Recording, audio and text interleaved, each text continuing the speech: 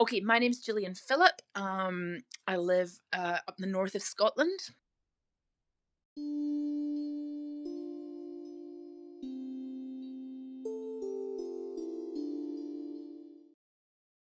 I came into this whole discussion, this whole debate, except that there was no debate, of course, because Stonewall didn't want one.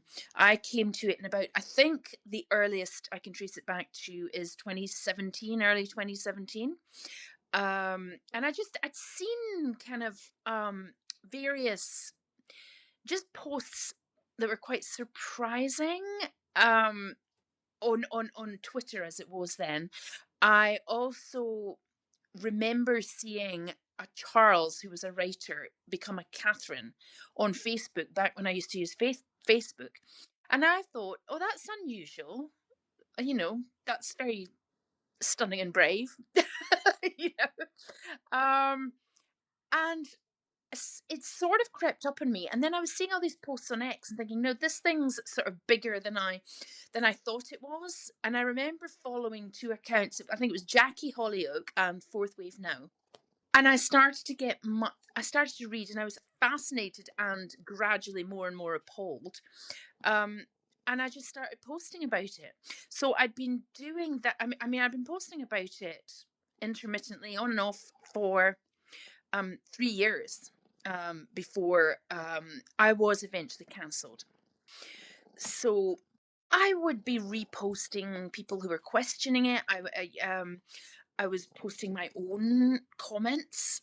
I remember posting once but that's not a transsexual, that's a man in a wig, and it was like, and a lot of the pushback you got in those days was I think it was a lot fiercer than it is now. I think we're in a much better place now as far as the public debate goes, as far as the social media debate goes.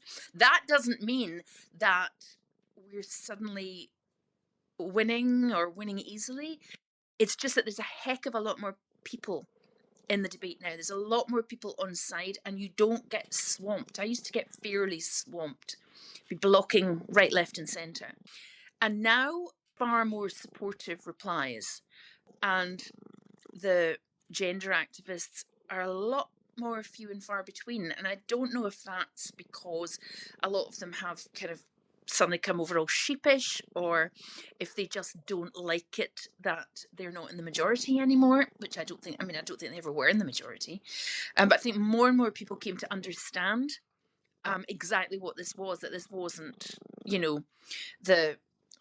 the transvestites and drag queens that we'd all kind of been fairly familiar with before, that this was something new and different. And it took a little while for that understanding to come through. But now that it has, I think it is it's easier on social media to express your opinion than it was then.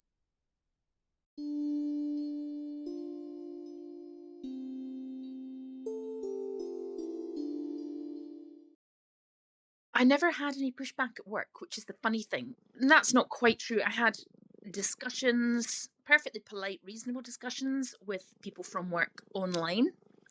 I remember having a conversation with one of the editorial panel on the Erin Hunter series, which was the one I was writing for. And they knew perfectly well what my opinions were, and they knew that I posted about it, which kind of became quite relevant later.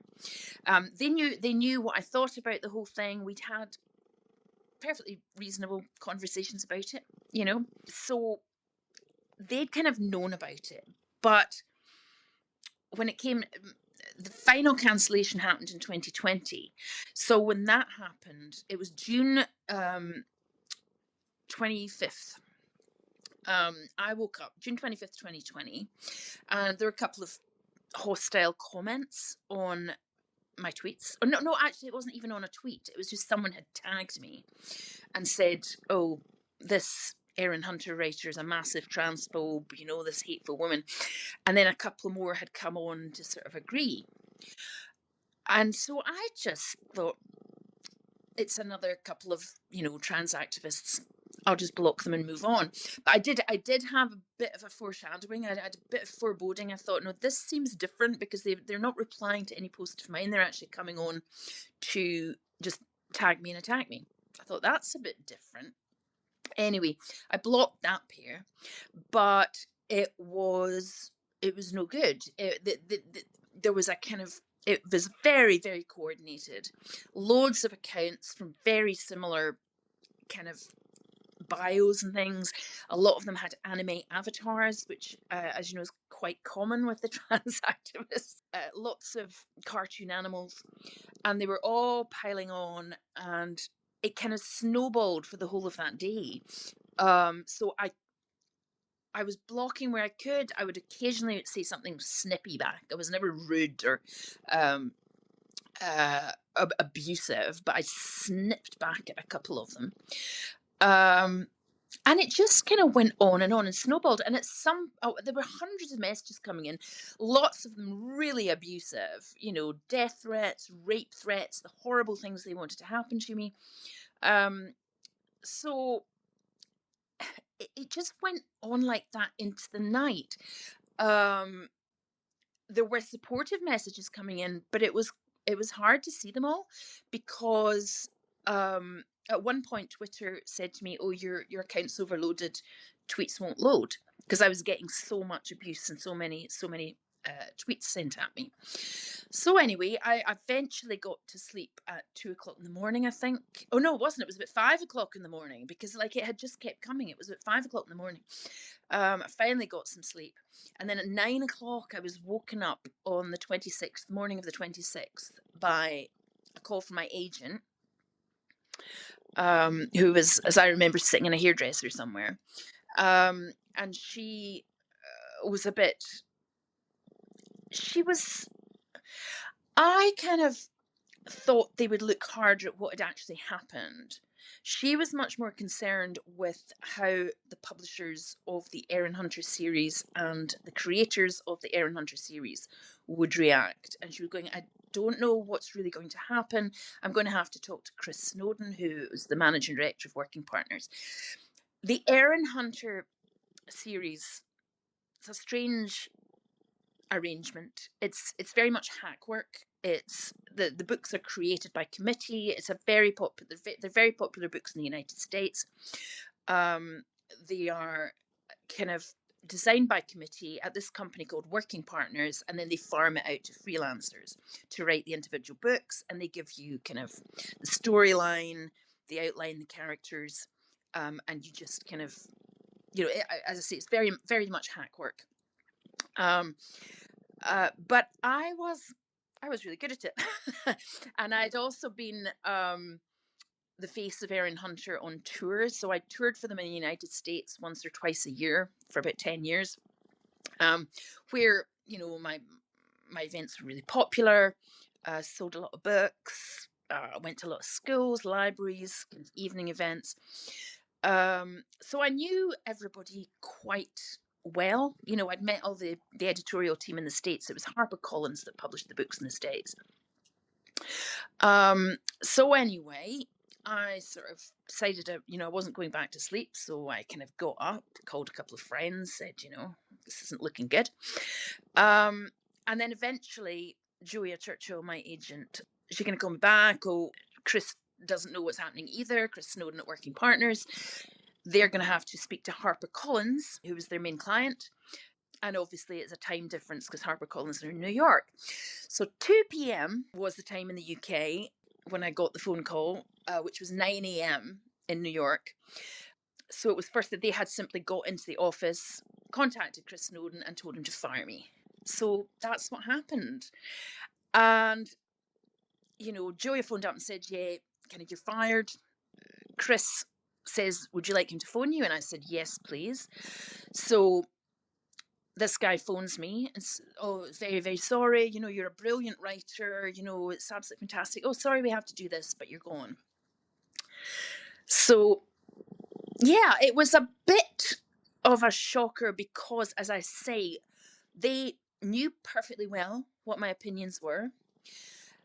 And they didn't seem to feel a duty of care to me at all. They didn't ask what had happened, they didn't investigate the abuse I was getting. They didn't, want to know about the death threats. They didn't want to know about the rape threats.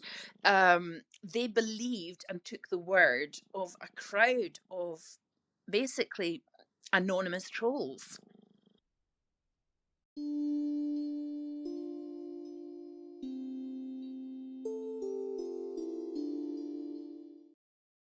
I think the pylon was quite orchestrated. The pylon on Twitter. I think they'd been waiting for it, and you're waiting for their moment. I had put the hashtag on because J.K. Rowling had tweeted her famous tweet in December 2019. The dress however you like tweet, which is very famous. And at one point, my agent said to me, "Oh, you don't really want to get involved in this. Can you, maybe you shouldn't, da da da." And I was like, well, I'm not getting involved, but okay. I have an anonymous account instead. So I had this other account, Cat Spraddled, where I went on tweeting about the gender stuff and tried to keep my other one for work. But after the J.K. Rowling tweet and the amount of abuse and threats that she got, and also in the wake of the Rachel Rooney cancellation and her withdrawal from the publishing industry, I thought, no, we really need to stand up here. So I'd added the hashtag I stand with J.K. Rowling to my bio on Twitter. And I think that was the blood in the water. And that kind of attracted them. I think it was about 4 or 5 weeks after I added that hashtag that the pylon happened. And I'm pretty sure it was orchestrated. I mean, there's Erin Hunter message boards and chat groups, which I had looked at before in the previous years, and really they were absolutely horrible places full of horrible people. they hadn't liked me anyway because I came on as a later Erin Hunter, and some of the other previous writers had not liked that I was brought on board and that they weren't involved with the new series. So they stirred up a lot of trouble with the fan base. So that kind of nastiness had started out on the message boards. So I was familiar with the message boards and the chat groups, and I could see the same sort of attitudes coming through in the pylon. So yes, I think it was orchestrated. A lot of them had very similar tags. They had very similar images. It was extremely orchestrated.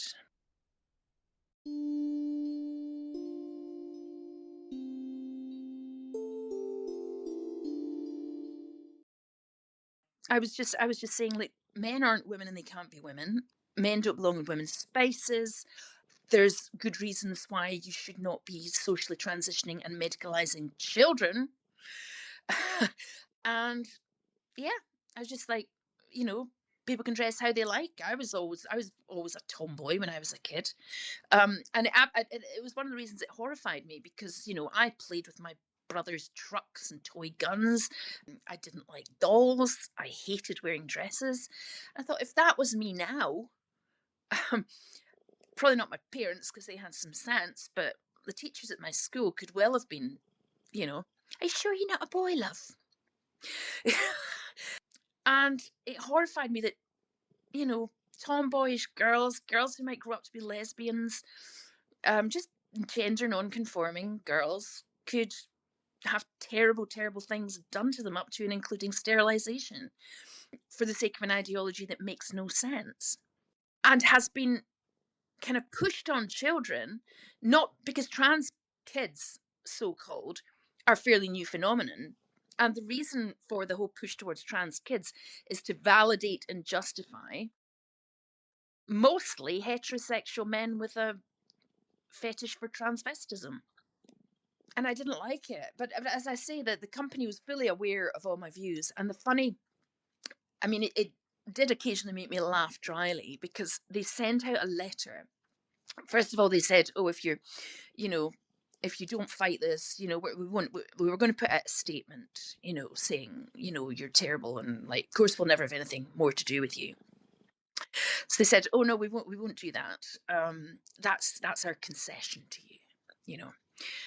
But of course, they wrote to all these hideous anonymous trolls, and they sent, and James Noble, the managing editor, was signing a letter saying, "Oh, and this does not reflect the views of the Erin Hunter team." And no, we had no idea.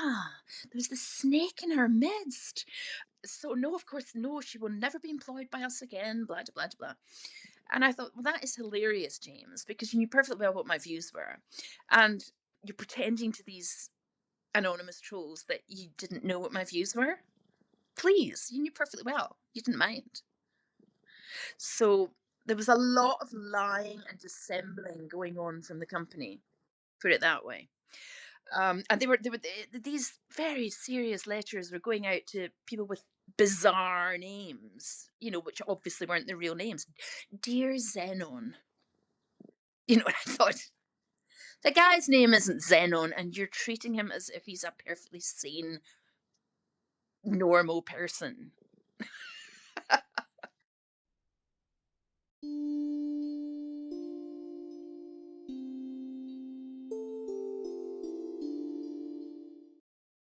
Oh, there's a heck of a lot of jealousy in the publishing industry. And a lot of it is what drives this. You will get pylons from people who are clearly envious of people who are successful or have talent. There's a lot of hatred for J.K. Rowling, and that was before the trans issue came along. Because she's successful, she's wealthy, she's made a huge success, her books are beloved, and it's something they know they could never achieve. So they never liked her. And the people who went after Rachel, I mean, I knew there was a lot of jealousy and viciousness in the publishing world. I didn't really have great, delusions about how nice the people were. They say, "Oh, I was told when I first got published, oh, the children's publishing world is lovely. Everyone's very supportive." I never really found that. I mean, I was in several chat groups where, people could be incredibly bitchy. So I never really had great illusions about how nice and supportive they were, because a lot of them aren't. But I didn't realize just how vicious they could be. I mean, really cruel and ruthless and vicious. I mean, when you look at the little clique who cancelled Rachel Rooney, because she was cancelled by authors, not by fans. Her books are very popular. Those women, because they were mostly women, there were a few men. That's what's so sad. They did it because they were jealous of her. I mean, she was writing beautiful books, winning prizes, and I think that them trying to destroy her was a lot to do with the fact that they weren't as good. And I think, I mean, the other cancellation, not in children's publishing, but the Kate Clancy cancellation, a lot of jealousy and spite involved there. Really, and such unpleasant people. And I don't really.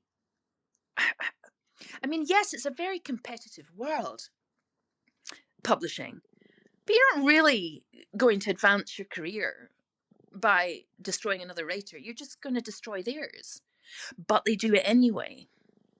I don't know if they somehow think there'll be a little more room for them, a little more elbow room.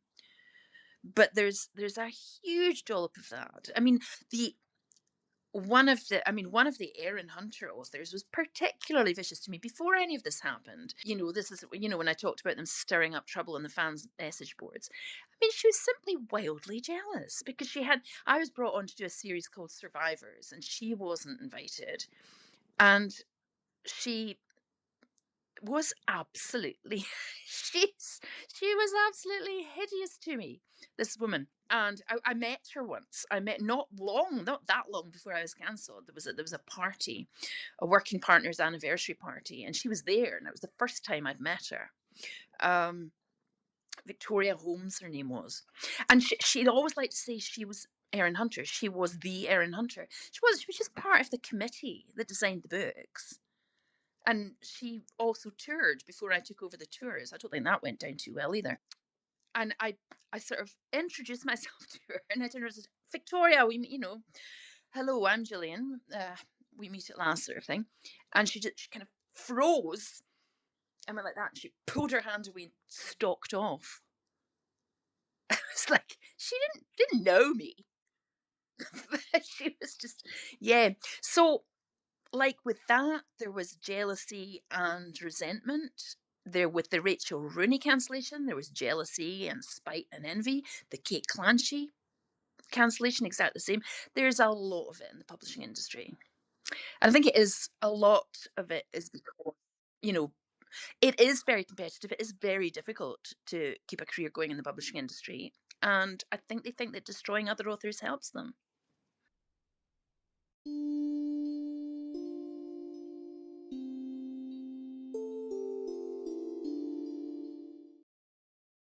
Yeah, I mean, I think the really virulent activists are quite a small number, but they have managed to capture the industry thoroughly so that uh, senior people in these publishing companies are all terrified of their junior staff. Don't know how to say no to them. It's like dealing with toddlers. I mean, I remember was it a day or two after I was fired? I had a friend, another writer, and she was like, "Oh, I don't agree with you, but I don't approve of what's happened to you." She said, "I think I'll put something on Facebook to say that." So they always have to preface it with, "Oh, I don't agree with you, but," which is telling in itself. So she puts up this post saying, "I don't agree with her, but the treatment of Gillian Philip's been terrible. I don't think it was fair," and all that stuff. Well, immediately, all the trans activist writers jumped on and started scolding her for even supporting me. Even though we'd been friends, she was not allowed to support me. And within minutes, she took that post down. So there's a terror of you know of the mob coming for them next. I still do have contacts in the publishing industry, other writers, not many in the children's writing area because I think that is one of the worst captured. I mean the young adult area of children's fiction uh, was really bad for cancellations from the start. I mean, they cancelled people for more things than the gender debate. And they were very keen on it. They loved cancelling people. Um, they would accuse them of all sorts. So the young adult area was particularly bad. Um, so I don't keep many connections in that world. One or two. Um, I mean, I stayed friends with some for a little while, and I vividly remember two people I'd been fairly close to, and I tagged them in a post about. Do you remember the Eunuch files coming out? I mean, absolutely horrendous, horrendous. That WPATH, the supposed experts in inverted commas trans healthcare, were linking to basically castration pornography, and saying this was a valid expression of sexual identity and personality, and yeah, and it was linking to fantasies, hideous sexual fantasies of grown men either being castrated or castrating other people, including young boys. And I said, this is what WPATH is linking to. Is that okay? And there were two of them that I tagged, and one of them came back to me and said, "Oh, I don't agree with you on this, and I don't want to talk about it." And the other one came back and wrote me a huge long screed about, "Oh, it's just like gay rights. Don't you see that?" And I didn't answer either of them. I just blocked them. I just thought, I don't want you in my life if you think that's okay, especially if you think it's just like gay rights. It's the antithesis. It's the opposite of gay rights. So yeah, I did 24 hours. 24 hours, pretty much from the first hostile tweet to my firing. Yeah.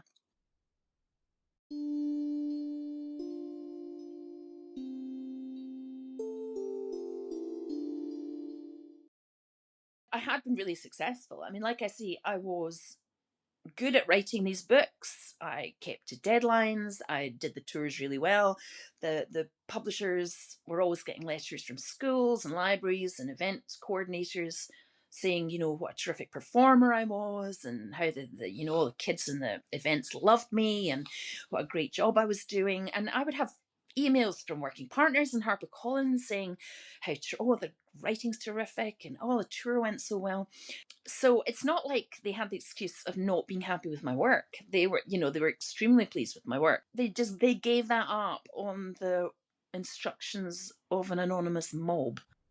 It was the chief source of my income, because doing this hack work for Aaron Hunter took up most of my writing time. They were quite tight deadlines. The books were coming out one after the other because it's industrial churn. So I didn't have a lot of time for my own writing. So it was the bulk of my income. Yes, so that was gone.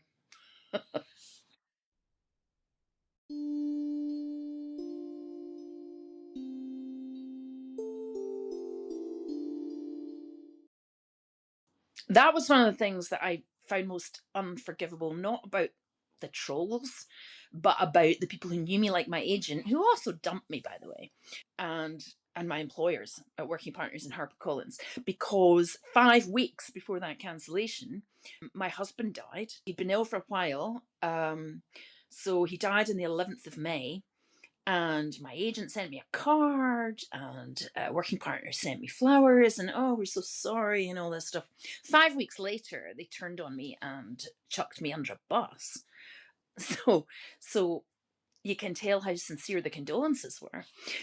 And I was supposed to be supporting my children at this point. They just lost their father. We had twins, and the kids, poor things, ended up having to support me, because I was fairly devastated. And they had to be my emotional support when I should have been emotionally supporting them. They just lost their father. It was right in the heat of COVID.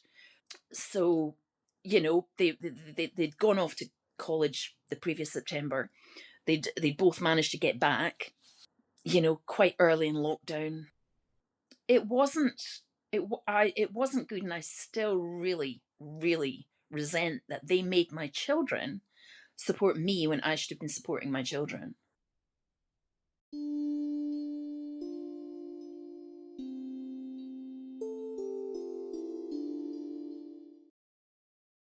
It's just such terrible behavior. It's inhuman, really. I always say I don't care about the trolls and the abusers. They were anonymous, don't know them, don't care about them. They were just, it's like in the old fable, scorpions are going to scorpion. They're going to sting you. That's what they do. But people who know you, people who are your friends, people you've worked for and worked really well for, people you've had drinks with, people who knew perfectly well what your opinions were but pretended they didn't, they're the really unforgivable ones, because, they knew me and they knew my circumstances. So yeah, they're kind of fouler than the trolls. Trolls are just trolling.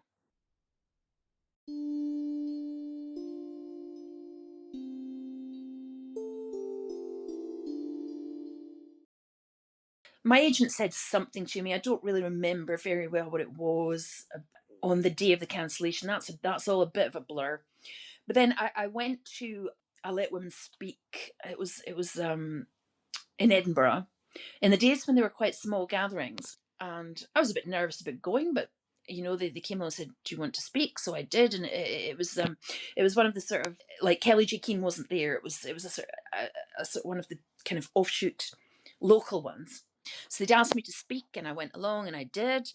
And then a lady came up to me afterwards, and she said, I can't even remember how she said, I really sympathise, and what happened to you was terrible, and your agent too is, clearly, she's dumped you. And I said, totally. And she went, oh yeah, I've looked up their website, and you've been scrubbed from their website. And that was the first time I heard that I'd been scrubbed from my agent's website. she said, oh, something like, oh yeah, we can't be pushing your work at the moment. And, I said, what about under a pseudonym? And she was like, oh no, they have to know your name. She never actually had the guts to say, I'm dumping you. She just quietly scrubbed me off their website. And it's quite, she hadn't been my agent for more than a couple, 3 or 4 years, because my original agent, a lady called Sarah Malloy, she was the one who originally took me on. And she retired, and this Julia Churchill took on her list. And Sarah was on the email to me saying, bloody shocking. She said, absolutely horrific behaviour. I've written to working partners to tell them what I think of them. So if she'd still been in place, I think it would have been a completely different story. But Julia Churchill was much more concerned with what was happening with working partners and HarperCollins than she was about me, which is ironic. She was my agent.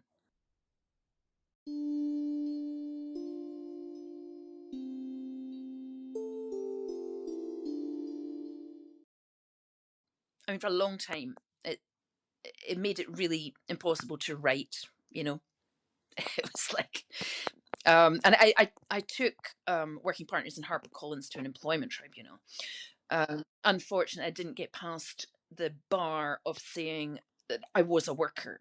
They were like, no, she was just contracted out, even though this was like the vast bulk of my income. And they dictated what I did, what I wrote, how I wrote it, the words I used, everything. But unfortunately, the judge decided that it didn't get over that bar. He tossed me a bone of, it was the Free Speech Union supported me brilliantly throughout this. But there were many delays, lots of which were down to my mental health not being great in the wake of it.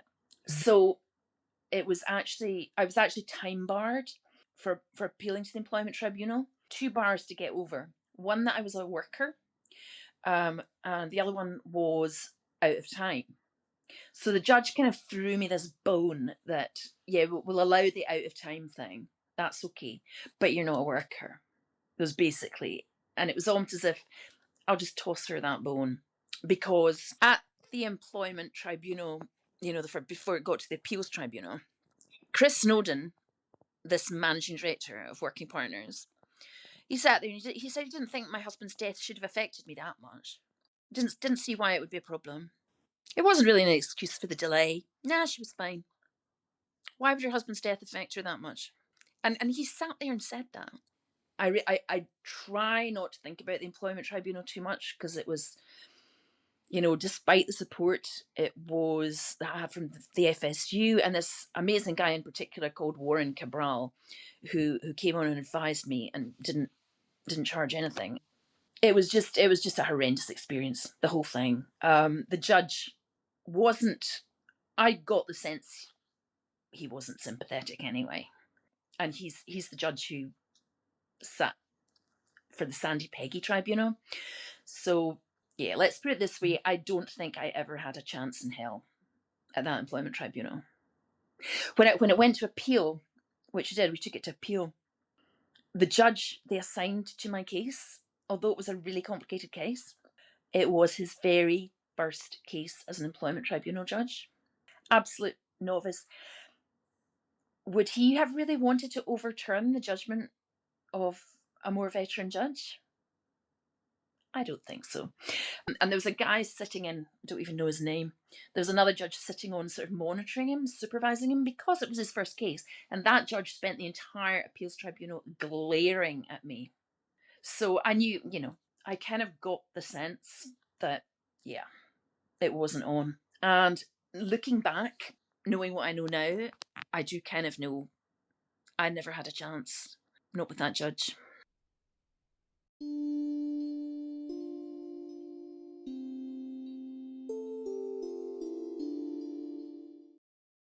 It was a really stressful couple of years. The only there were good points in the employment tribunal. My barrister, he was such a lovely guy. He was quite sort of softly spoken, just a lovely guy. And then Chris Snowden. It was all done by Zoom because working partners said they couldn't possibly bother going to Aberdeen. So it was all by Zoom.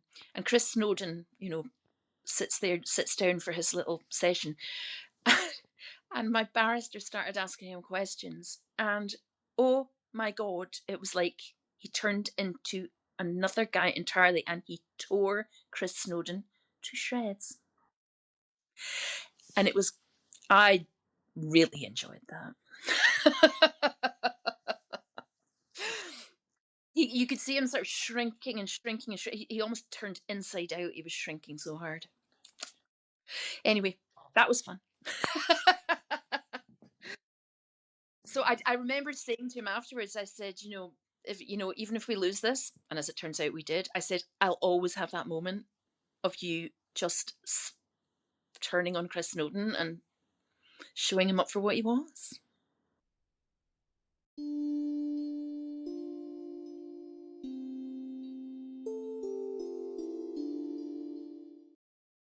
The thing is, there's so many of these cases.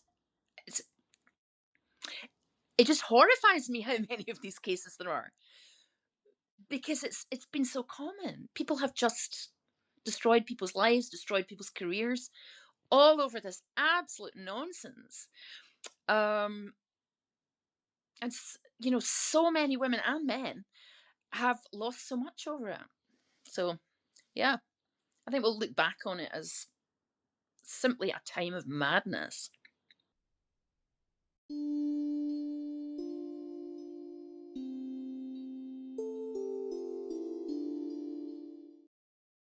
There were so many little things that just, I thought, wait, they what?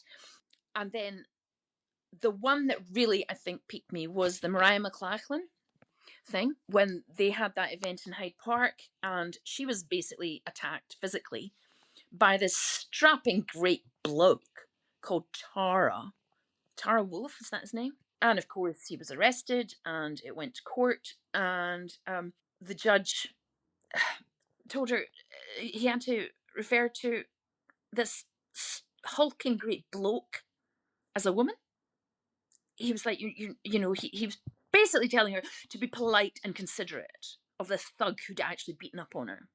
And just that was the absolute final straw. I remember it. I was like, they want what now? And the judiciary are going along with it? Oh, no, no, no, no, no. So I think that happened in early 2017. So that would tie in, yeah.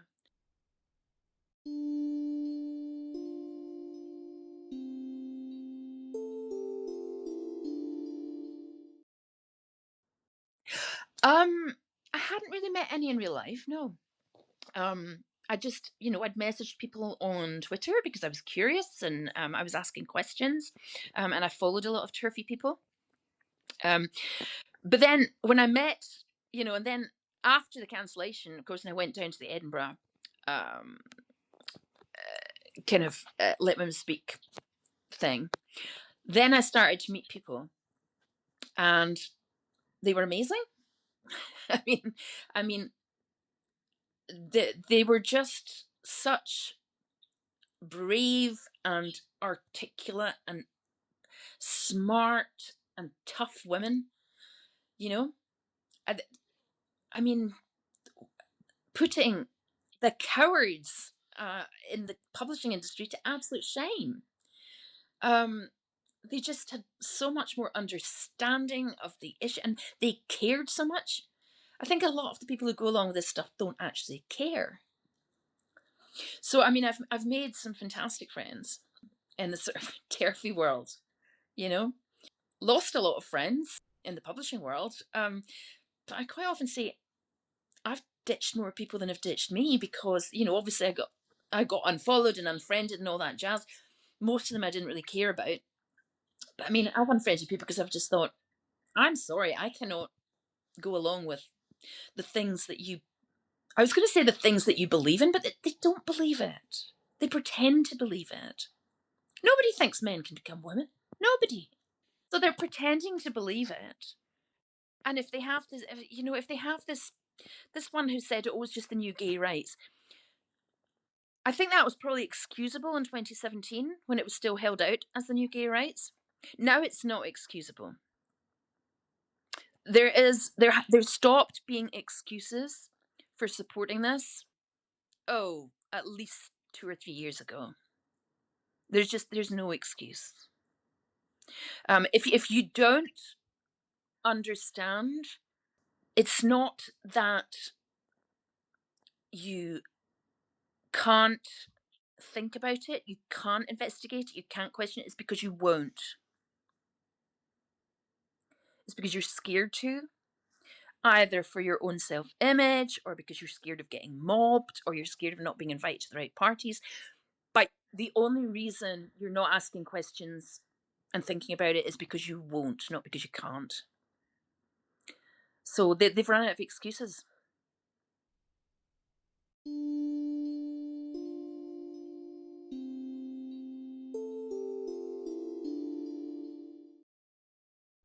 The first time it came up, I remember we were on holiday, and my daughter was like, "Mom, what have you got against trans people?"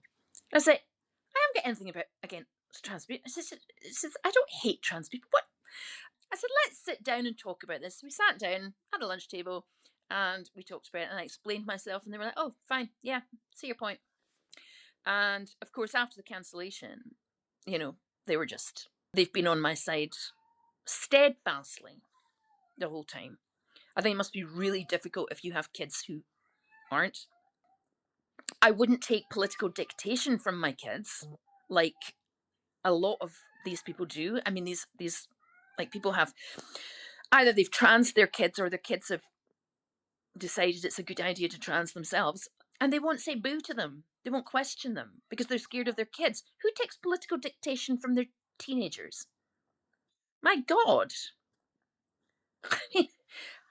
I mean, my dad was a raging socialist, and I was more conservative, more right wing when I was a teenager. Believe it or not, we used to have raging rows, but he didn't go, "Oh, darling, you're quite right. I shall instantly become a Tory because my daughter says it's the right thing to do." I mean, of course he didn't. So, who are these people who are scared of their children?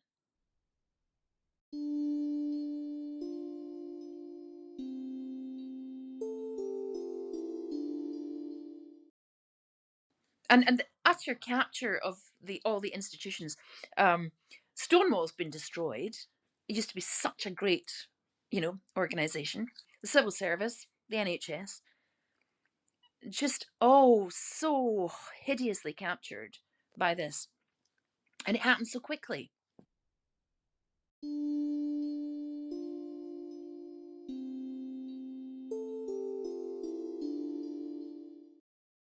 I'm much more skeptical now. I mean, I was always fairly skeptical. I find it hard to know who I would ever support in an election.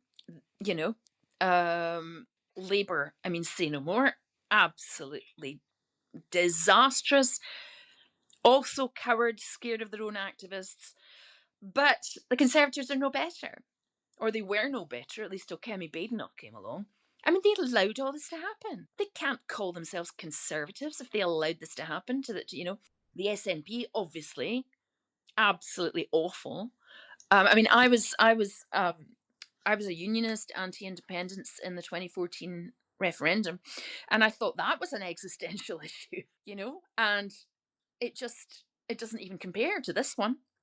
And I mean, that's another thing. I know women from all the political spectrum now, and we can all get along just fine with each other's opinions because we have this in common, and this really is existential. And I was just saying to some, old mates from the 2014 days the other day. I said, if there was another independence referendum, I said I wouldn't vote for independence, but I wouldn't campaign for the union either, because in 2014 one of my things was the British state. It has its faults, but my God, it's a strong liberal democracy. It's run by competent people. The civil service is, this bastion of rules and efficiency and sense, who can to an extent, keep the politicians in line. Well, that turned out to be a bad thing. And now I couldn't argue any of that. I don't take any politician seriously. So, and I think the gender thing, it's been it's just been one arm of some terrible things that have been happening, summed up slangily as woke ideology, basically. And it's sunk into, critical race theory, gender ideology. It's all much the same kind of source, and it's sunk into every institution. It's corrupted the civil service. The civil service basically stymies governments now. They think they run the place. They're not a sort of control on ministers anymore. They think they run the place, and they will say that they're going to stop this happening. The civil service will not allow this to happen, and that's not a liberal democracy anymore. So I can't look at the UK in the same way. I think it's everything about it is corrupted.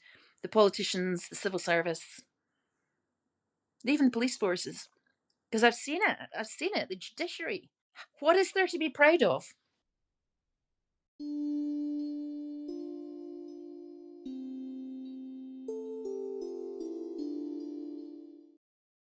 When they first announced the referendum, I thought, oh, this will be great, actually. We'll have a debate. Scots, lot of us know each other. It's going to be a friendly debate. We'll have the vote. And, however it turns out, I hope so no, but however it turns out, everything will be fine and we'll have had a decent debate. And it wasn't like that. It got vicious. And I look back and I can't blame either side more than the other, really. But it got a lot more vicious than I thought it was going to get. And I remember being quite shocked at the viciousness and thinking, no, that's not how we do things. But it turned out it was how we do things. And that just carried on into the Brexit vote. It's carried on into everything we've seen. So things have changed radically. I think the country's changed. It's not changed for the better.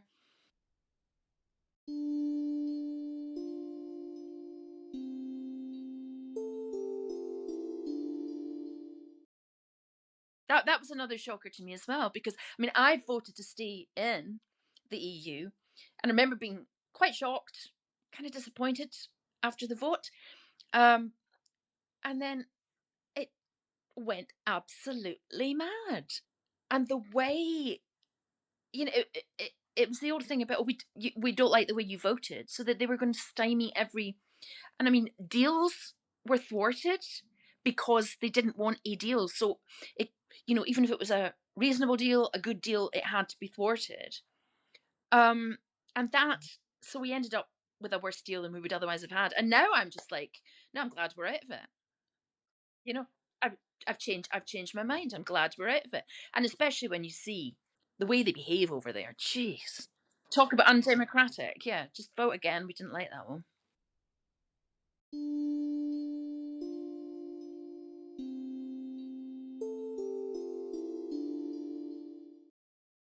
I've spoken in panels. I've done talks, and I enjoy that.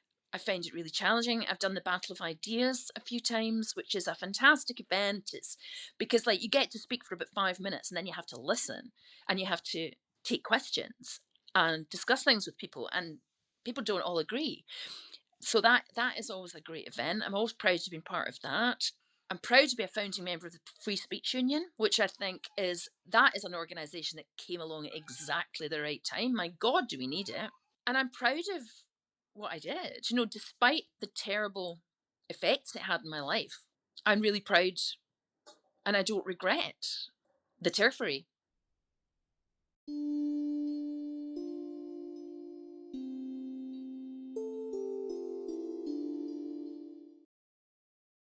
I was a writer of children's fiction, and I was fired from my writing job in 2020 after being mobbed on Twitter. So I retrained as a lorry driver at the age of 56. I like the people in Hollage. I like the work. I'm outside It's great. And looking back, I almost can't believe I was more than 10 years in such a twisted and bizarre world as the publishing industry, where no one is actually telling you the truth any of the time at all. It's like, I mean, we used to laugh that we wrote, we told lies, the writers tell lies for a living. And I think rather too many of them have taken that into their lives.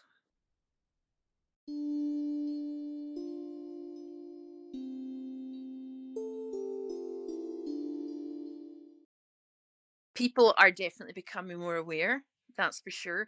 My boss has been lovely, tolerant guys. I do wear turf merch to go to work. I wore my Make Women Female Again hat. And most of the people, I mean, the number of times people said, "I love your hat and I want one." And yes, absolutely, And there was one guy who took me to task on the doorstep.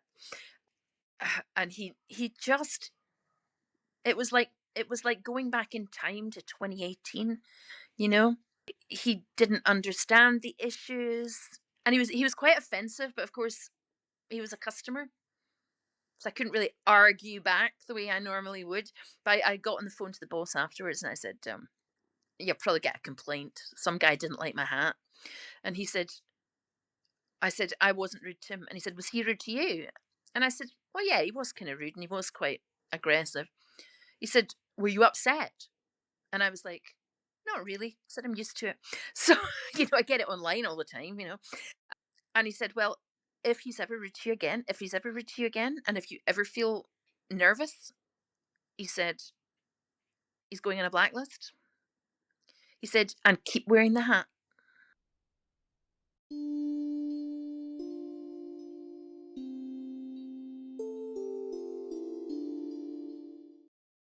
We've got a long, long way to go.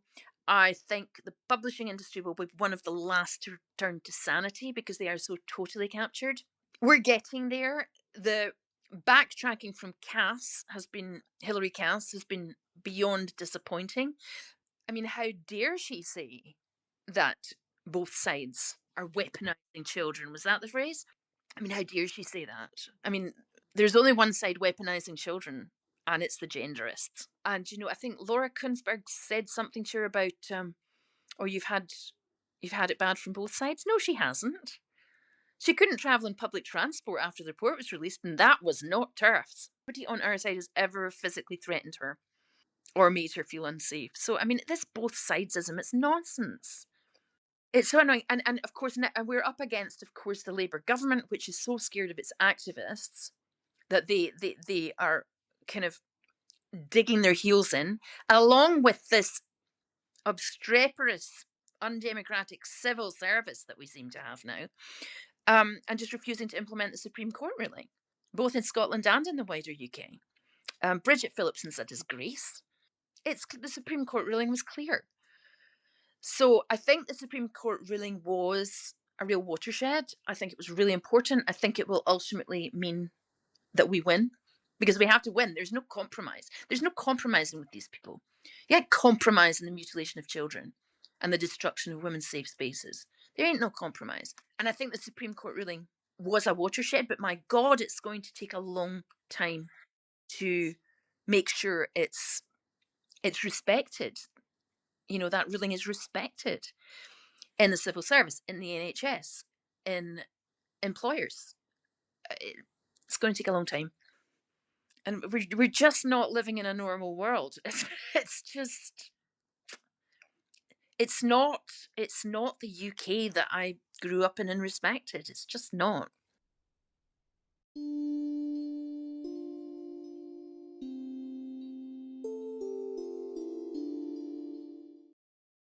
Obviously, first and foremost, J.K. Rowling. I mean, she did not have to get involved in this, but she did because she felt she had to, and bloody good on her. And she has really helped enormously. I have a huge respect for Graham Linehan. He's suffered a lot. I mean, usually the men don't suffer as badly. He has, and he still gets these awful people coming on every time he shows his face on X. Helen Joyce, obviously my Forest starter. I mean, it's a bit invidious to try and name people everybody's contributing such a huge amount. I mean, there's you, there's Teresa, there's I mean, everybody's doing their bit. I like and respect and admire so many people in this movement. I've got to say, said it's invidious picking people, but Mary Gordon, who was Fat Black Cat's Paw on Twitter. I mean, my God, she was at that very. I met her at that very first thing, the Let Women Speak thing I went to in Edinburgh, and she came straight up to me. She was the one who told me about my agent dumping me. Every so often, she would message me during my employment tribunal and say, "Keep fundraising and keep mentioning it," and all this stuff. She was so supportive and so kind of what a woman she was. And then we lost her. It was just really sad because I think we're going to win in the end, and it would be bloody nice if she'd been here to see it. But she's she'll be looking on when we win.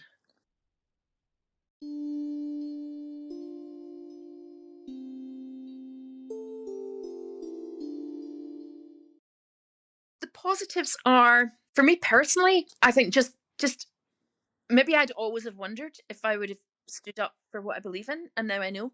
I mean, it's good to know that. It's like the positives. I've demonstrated that for my children, and I've met just so many amazing people. As I say, it's wrong to single out individuals because there are so many amazing women in this movement and men. I think it's been more positive than negative. I genuinely do. Not just because we're winning, but because just for me personally, it's like opened up my life. I've had so many new experiences, so many new people. I understand things I didn't understand before.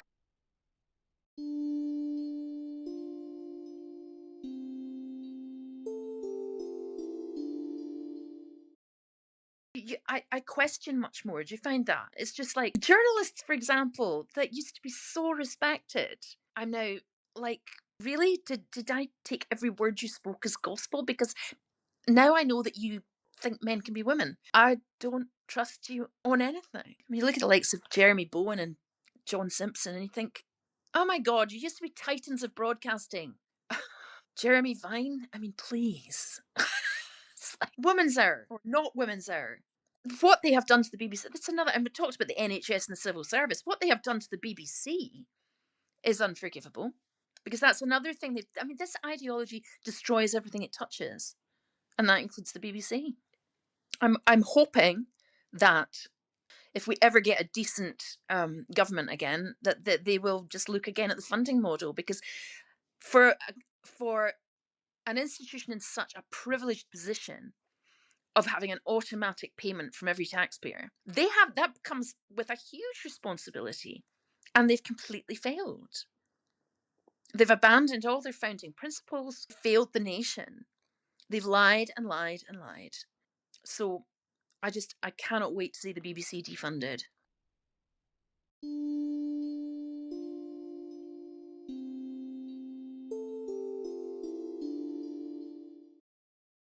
Nobody ever really believed it. I don't believe anyone ever believed it really deep down. And you know how you could tell?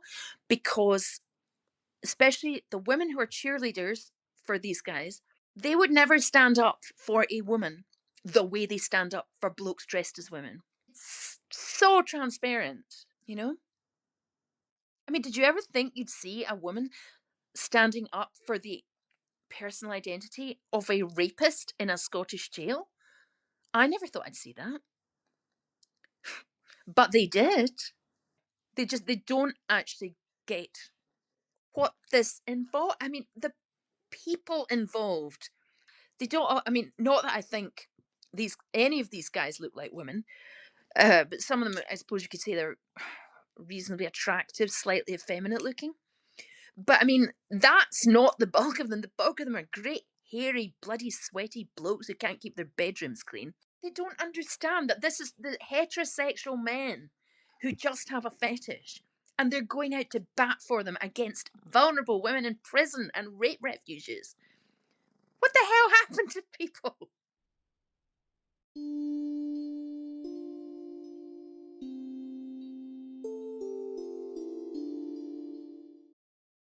You know, there was an author called Tory Peters. He's trans. Yeah, you heard of him?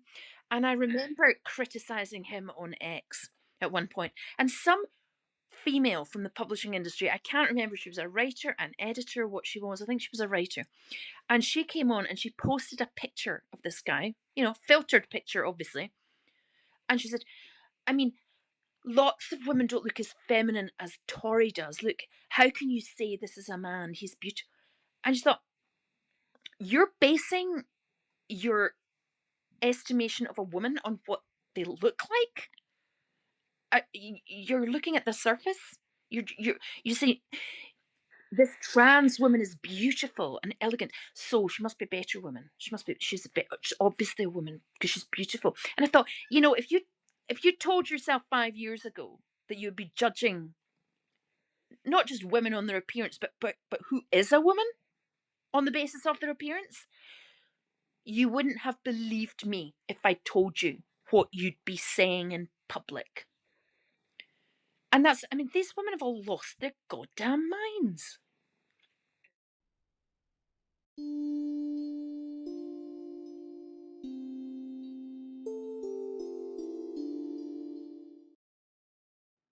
I think we're going to win. I don't think we can do anything else but win, because sanity always restores itself. The truth just wins out in the end, because such a huge lie, such a huge deception can't survive. And already, like, the younger generations, the younger cohorts are all indicating how sick they are of this. And they know it's nonsense. They're tired of other kids getting massive privilege in schools, and that they're having to lie and call them boys or girls when they're clearly not. So it's a madness. It was a temporary madness. It cannot help but fail because it's a gigantic lie, and lies have to be really well constructed to survive the light of day. And this ideology is anything but well constructed. It contradicts itself at every turn. So it will die, but it's going to take a while because it is so embedded. You've been listening to Unsilenced Project.